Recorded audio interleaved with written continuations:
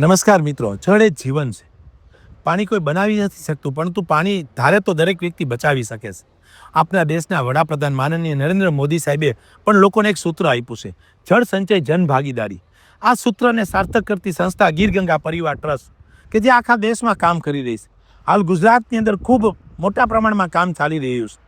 આ કાર્યને ગતિ મળે એના માટે આપની જલશક્તિ મંત્રાલય દિલ્હી પણ આ વિષયમાં ગીર ગંગાના મોડેલનો આખા દેશમાં પ્રચાર પ્રસાર કરે છે. અને એના મંત્રી CR પાટીલ સાહેબ ખૂબ મદદ કરી રહ્યા છે.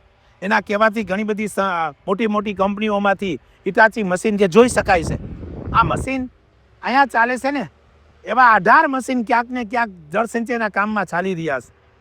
જે પણ ગામના લોકો, ગામના આગેવાનો, ગામના સામાજિક આગેવાનો અને રાજકીય આગેવાનોને મારી વિનંતી છે, પોતપોતાના વિસ્તારમાં ક્યાંય પણ નાના મોટા ચેકડેમ અને તળાવોના કામ કરવા હોય ને તો ગીર ગંગાનો કોન્ટેક્ટ કરો. અમે ચોક્કસ ક્યાંક ને ક્યાંક મશીન દ્વારા મદદરૂપ થશું. ઉપરાંત જાગૃતિ માટે પણ કોઈ પ્રયત્ન કરવો હોય તો, નાની મોટી સભા કરવી હોય જાગૃતિ માટે, તો પણ ગીર ગંગા પરિવાર તૈયાર છે.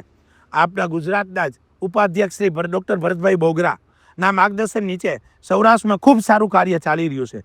અને પાટીલ સાહેબ અને બોગરા સાહેબની મહેનતને લઈ અને એક આપના કુમાર વિશ્વાસની જળકથાનું આયોજન રાજકોટ રેસકોર્સ મેદાનની અંદર ડિસેમ્બર મહિનાની 15, 16, 17 તારીખના રોજ એક આયોજન થઈ રહ્યું છે કે સેવાળાના વ્યક્તિ લગી જળ સંચયનો મેસેજ પહોંચે, લોકો જાગૃત થાય અને આ કાર્યમાં લોકો જોડાય. એના માટે એક કથાનું આયોજન છે. તો ગીર ગંગા પરિવારના પ્રમુખ તરીકે હું વિનંતી કરું છું કે આ કાર્યમાં બધાય જોડાય અને સેવાળાના વ્યક્તિ લગી પાણી બચે અને પાણી વિશે જાગૃતિ આવે એવો પ્રયત્ન કરવા વિનંતી. ભારત માતા કી